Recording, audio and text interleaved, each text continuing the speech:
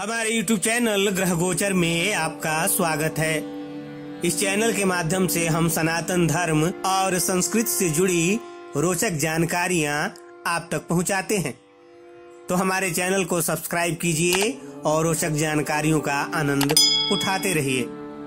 आज हम बात करेंगे ज्येष्ठ कृष्ण पक्ष की एकादशी के बारे में, जिसे अचला या अपरा एकादशी के नाम से जाना जाता है। सनातन संस्कृति में एकादशी व्रत का अपना विशिष्ट स्थान है।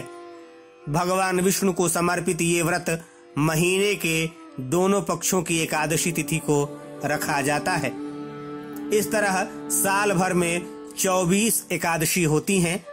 अधिक मास होने पर 2 एकादशी बढ़ जाती हैं। हर एकादशी को अलग अलग नाम से जाना जाता है। अचला एकादशी के नाम से प्रसिद्ध ज्येष्ठ कृष्ण पक्ष की एकादशी इस वर्ष 18 मई दिन सोमवार को है। अचला एकादशी का व्रत करने से पातक मनुष्य के पाप कट जाते हैं और अपार खुशियां मिलती हैं। मकर संक्रांति के समय गंगा स्नान, सूर्य ग्रहण के समय कुरुक्षेत्र और शिवरात्रि के समय काशी में स्नान करने से जो पुण्य मिलता है, वैसा ही पुण्य अचला एकादशी के व्रत से मिलता है। तो चलिए अब जान लेते हैं कि अचला एकादशी व्रत की विधि क्या है। एकादशी से एक दिन पहले सात्विक भोजन करें। सुबह जल्दी उठकर स्नान करें। स्नान के बाद व्रत का संकल्प लें। भगवान विष्णु की प्रतिमा के सामने घी का दीप जलाएं। विधि विधान से विष्णु भगवान की पूजा करें। वैदिक मंत्रों से ध्यान आवाहन और प्राण प्रतिष्ठा कर आसन अर्पित करें। पुनः पाद्य, अर्घ्य, आचमन और स्नान अर्पण करें। पंचामृत से स्नान कराने के बाद शुद्ध जल से स्नान कराएं। वस्त्र, उपवस्त्र, यज्ञोपवीत, चंदन, कुंकुम, फूल, फूल की माला के साथ सुगंधित इत्र अर्पण करें। भगवान को तुलसी दल और तुलसी मंजरी अवश्य चढ़ाएं।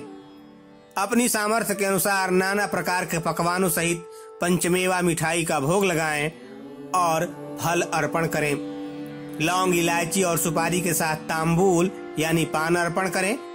फिर दक्षिणा और आरती के साथ भजन करें। वैसे तो एकादशी का व्रत निर्जला रहा जाता है, लेकिन अगर ऐसा संभव नहीं हो तो फलाहार कर सकते हैं। मोह माया से दूर रहकर इस दिन भजन कीर्तन करना चाहिए। दिन भर भगवान विष्णु का ध्यान करें। पूरा दिन व्रत रखने के बाद शाम को भगवान विष्णु की पूजा करें और अपनी इच्छा अनुसार उन्हें भोग लगाएं। एकादशी के दिन विष्णु सहस्त्र नाम का पाठ करने से विशेष फल की प्राप्ति होती है। चलिए अब जान लेते हैं कि पारण कब करें। किसी भी एकादशी व्रत का पारण द्वादशी तिथि में करना चाहिए। द्वादशी में किसी जरूरतमंद व्यक्ति या ब्राह्मण को भोजन कराएं। दान दक्षिणा देकर व्रत का पारण करना चाहिए। 19 मई दिन मंगलवार को सायं 5:35 तक द्वादशी है, इसलिए पारण दिन में कभी भी कर सकते हैं।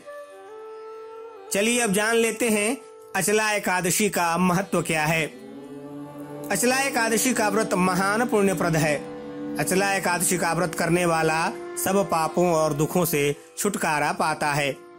जो फल तीनों पुष्कर में कार्तिक पूर्णिमा को स्नान करने से या गंगा तट पर पितरों को पिंडदान करने से प्राप्त होता है, वही अपरा एकादशी का व्रत करने से प्राप्त होता है।